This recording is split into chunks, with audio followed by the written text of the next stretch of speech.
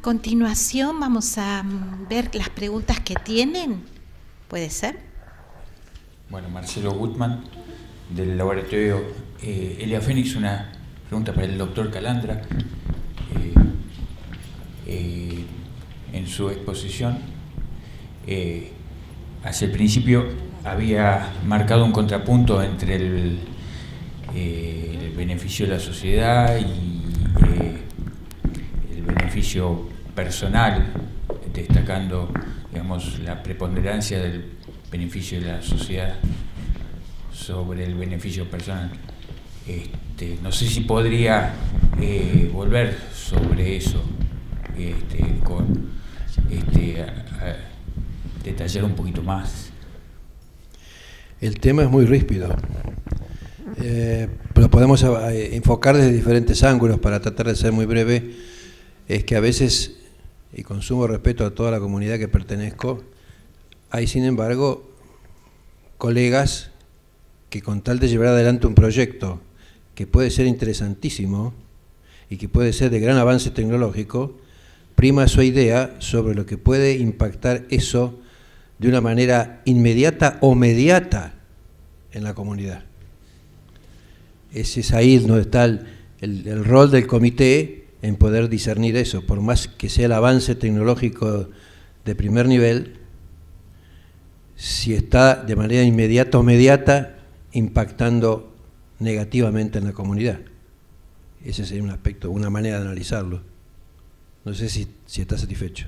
Sí, muchas gracias por su respuesta. Yo, para descartar ese concepto que tienen algunos sujetos de investigación de ser tomados como conejillos de India, dicen, digamos, en beneficio de la comunidad. Eso básicamente era. Si puedo salir un minuto de la pregunta suya, porque si no nos vamos a extender demasiado y quizás es otra pregunta. Dejé para un comentario final, especialmente dirigido a la audiencia y a la presentación de la doctora, que no conocía, mucho gusto, es que, con todo, vuelvo a decirlo, con todos sus aspectos positivos y algunos que no son tan positivos porque son disidencias que siempre es bueno existir, el Comité de Ética de la Ciudad de Buenos Aires ha hecho mucha obra y ha informado que ya está en marcha, y justamente ayer tuvimos en la primera reunión algunos grupos, de la puesta en marcha de una plataforma donde todos los proyectos en el área de Capital Federal que involucren humanos van a tener que ser subidos por el investigador director del proyecto, el IR, el investigador responsable, y después obtiene un número de orden, un código de identificación. Entonces, de ahí en más, él sube todos sus documentos necesarios, habituales como hasta ahora, a esa plataforma, bajo ese número, y la plataforma, si está todo en orden, lo gira al comité correspondiente, al CEI, que el investigador quiere que sea evaluado. Eso va a traer una mucho mayor rapidez del sistema, un mayor control por parte del comité central y por otro lado una apertura a la sociedad de que todos los proyectos están a la vista y nadie se esconde. Eso es muy importante.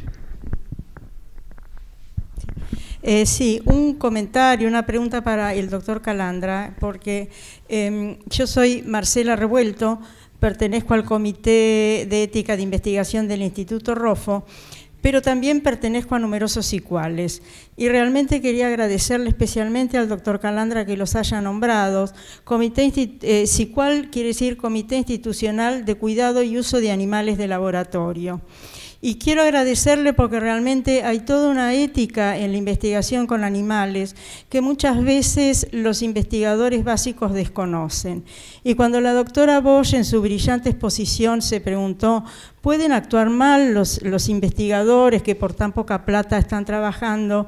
Yo le contesto sí, hacia los animales pueden actuar mal. ¿Por qué? ¿Por maldad? ¿Por sadismo? No, simplemente por desconocimiento de su fisiología, de su comportamiento, de sus manifestaciones de dolor y sobre todo por el desconocimiento que existe una bioética para el animal de experimentación. Así que simplemente quería agradecerle al doctor Calandra que haya puesto un poco ese tema, porque la investigación básica genera muchísimo sufrimiento en animales que con una buena capacitación hacia los investigadores podría evitarse. Muchas gracias, doctor Calandra. Agregar una cosita. El año pasado, que hicimos la parte 1 del Seminario de Ética en Investigación, vino a hablar el doctor De Nicola. Y el doctor De Nicola hizo una presentación brillante sobre ética en investigación en animales. Si vos te metes en YouTube la podés encontrar y escuchar. Lo tratamos el año pasado, ese tema. Muchas gracias, sí. Es una pregunta para el doctor Calabró. Le agradezco su presentación, me parece muy relevante poner de manifiesto la protección de las personas mayores, sobre todo de los efectos adversos, y que se tengan en cuenta en los ensayos clínicos que por protegerlos como población vulnerable no significa hacer justicia excluirlos de estos, ¿no? ¿Cómo cree usted que han sido recepcionadas estas cuestiones en las últimas pautas SIOMS del 2017, así como se ha puesto en relevancia el tema de las mujeres embarazadas, por ejemplo? No lo conozco en profundidad el tema. Okay. Me sorprende, trabajamos, está en un boletín de profesionales de ANMAT, trabajamos creo que en el 2006, se publicó también en la revista Sociedad de Pediatría con la doctora Cardoso sobre el consentimiento y asentimiento en pediatría. Había prejuicios que, digamos, era hacer un daño a un sujeto que participe en una investigación para tener información científica para poder brindarle cuidados adecuados. Y esos prejuicios siguen en nuestra sociedad, incluso en cursos de geriatría. Hice levantar la mano a la audiencia de cuántos pensaban que investigar en un adulto frágil estaba mal, pudiendo investigar en otra clase de o sea, para patologías específicas de esa situación, ¿no? Y bueno, y muchísima gente sensibilizada con la problemática, que se comprometen con sus pacientes, siguen con esa decisión, lo que es investigación y ética, incluso gente joven. Por eso creo que hay muchas herramientas que estamos en la problemática inmersos frecuentemente y no las consideramos. Y bueno, la rueda es redonda y da vueltas, ¿no? O sea, por supuesto que se puede mejorar, pero por lo menos usar lo que hay. Creo que hay un gran recorrido. Yo trabajé 10 años en investigación clínica en industria farmacéutica para Latinoamérica antes de esta etapa. Y bueno, un flujograma en una compañía, todo está en flujograma. Gestión del conocimiento es una materia de muchas maestrías en dirección de empresas. Y no sé qué pasa con las comunicaciones, con los puentes, con los conocimientos, las metas, las implementaciones, saber lo que hace el de al lado. Tenemos una barrera, no sé si tiene que ver con ese moral distress o de la falta de acuerdos, de priorizaciones, de escucharnos, pero bueno, tenemos un problema serio en ese tema. Aplaudo lo del flujograma. Trabajé en el 99 ayudando a armar los procedimientos, había trabajado en ANMAT en ensayos clínicos, los procedimientos del hospital italiano, que quería hacerlo profesional del comité, y bueno, y empezamos a trabajar un poco en esa dirección en esa época. Y cuesta mucho ese tema. Aplaudo que haya una plataforma, sentido común, una empresa, una corporación se hubiera hecho para un continente, pero no sé, en 6 meses. Son esas cosas inexplicables y pensamos que tiene mucho más valor. Y bueno, aplaudo que exista lo que hicieron ustedes de ese flujograma, y tal vez en algún momento el flujograma tenga en la evaluación, es representativo de la población que se atiende, necesita cuidados de salud, hay adultos mayores en el proyecto, usó el score de algunos de los que mostré para ver qué entendió y si está de acuerdo en ese momento del paciente. No sé si la cultura latina, que nos enojamos con los procedimientos, los problemas que tenemos con la autoridad, no sé, habrá que estudiar barreras, pero hacen falta estos espacios y bueno, y plantear los temas, y bueno, y es un gran progreso lo que hicieron. Y los adultos mayores, uno ve la demografía, es aplastante. Sí. Y si uno ve los gastos en salud de recursos de todo tipo, no solo de materias, y mal gastados, porque no se gasta en lo que más rinde, no se estudia científicamente, y lo tenemos en la nariz, un poco lo que está en muchas de las charlas. Sí, la iatrogenia es la tercera causa de internaciones, lo dice la Organización Mundial de la Salud, es decir, las los problemas causados por los propios actos médicos, ¿no? O sea, es una beta un aspecto de la farmacoterapia que está poco difundida, sin embargo, es muy grave. Entonces, tanto las soluciones en salud, a mí me preocupa que tanto las personas como que las soluciones en salud realmente tengan la seguridad, la eficacia y la protección, ¿no? Sí, creo que hay un sesgo que tiene que ver con el financiamiento. La mayoría del material en este sentido es donde hay financiadores de salud comprometidos, donde se genera este conocimiento, sin duda, pero no es solamente eso. No falta tanto dinero, faltan ideas. Sí. Me parece que el dinero está en exceso y las ideas no. Quizá. No sé si sirve para su pregunta lo que me sirvió, sí, muy bueno, felicito. Gracias. También. Quisiera hacer una pregunta al doctor Calandra. Me preocupa la información que dio sobre el aumento de las fallas en la exactitud de informes de investigación.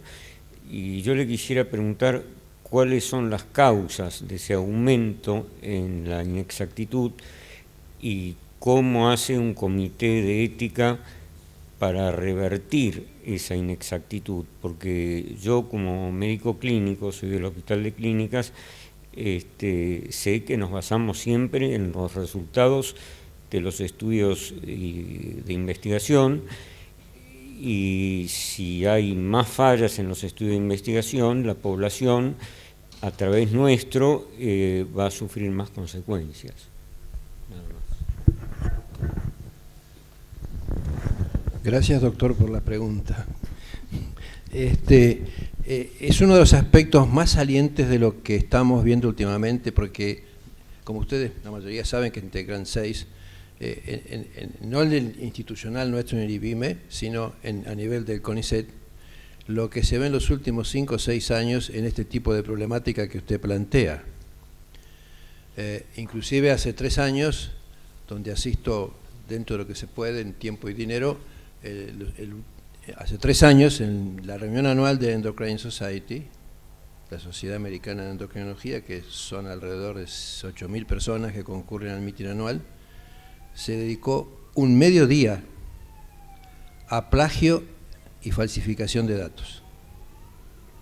La Endocrine Society tiene 5 revistas de primer nivel: Journal of Clinical Endocrinology and Metabolism, Endocrinology, Endocrine Reviews, Endocrine Cancer and Molecular Endocrinology. Esa mañana fueron los editores de las 5 revistas a presentar problemáticas gravísimas de artículos publicados por las 5 revistas, que después de publicados surgió usted, yo, el otro, y diciendo, me surge el artículo tal, del volumen tal, dudas la figura tal. Esas revistas tienen un extraordinario comité editoriales y editores. Sin embargo, fueron encontrados, repito, falsedades o plagios o deformaciones de datos que pasaron los comités. Las 5 revistas, sobre todo 2 de ellas, lo que hicieron fue sacar a continuación un número común donde volvieron a repetir el artículo cruzado con una raya en rojo cada página diciendo plagio o deformación. Y una sacó un artículo diciendo retracted author, donde el autor se retractaba de lo que había publicado y que había sobrepasado la bondad y la confianza de los editores. Es una realidad, doctor. ¿Y el futuro cuál es? No lo puedo decir porque no lo conozco. Lo que sé es que la sociedad puede tener o interpretar de manera muy diversa a qué se debe eso. No tengo autoridad para hacerlo. Lo que sí uno ve que la voracidad por publicar, la demanda por publicar, la posición de mucha gente que quiere con un resultado que no está confirmado y recontra confirmado publicar algo.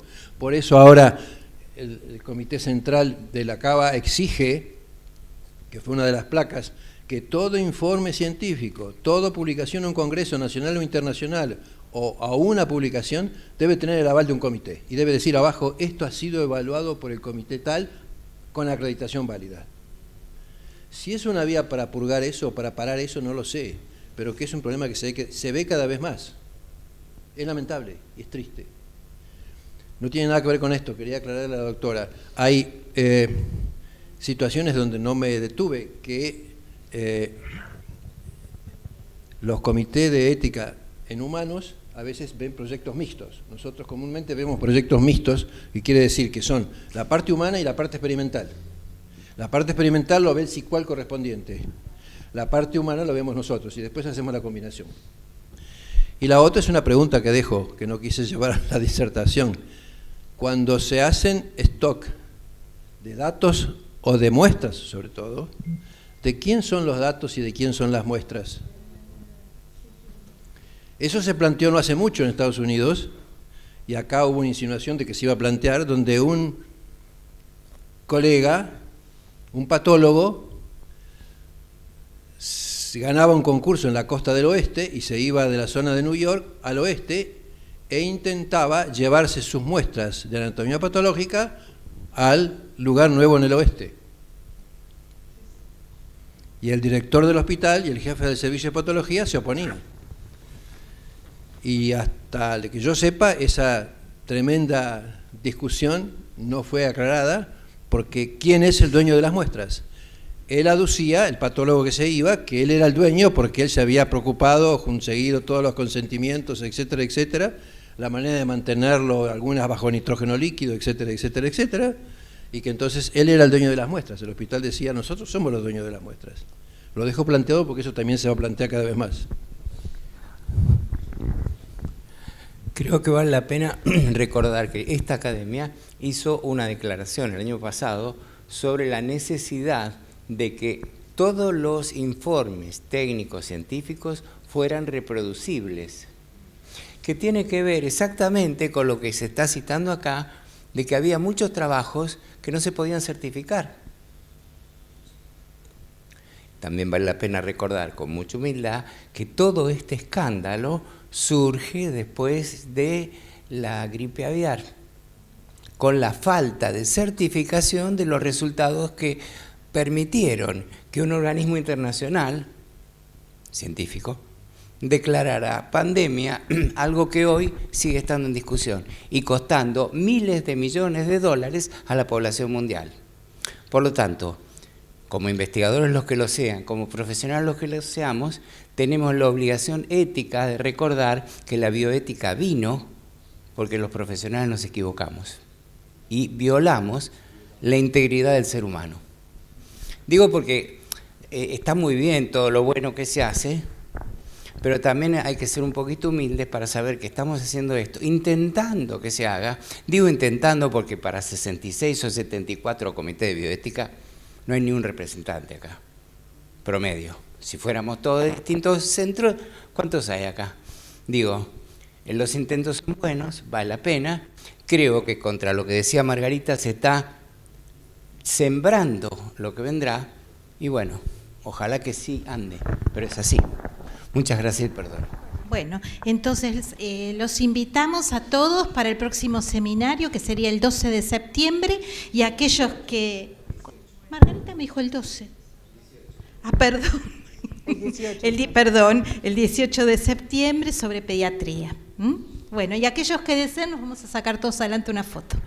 Muchas gracias a todos por habernos acompañado y muchas gracias también a los expositores.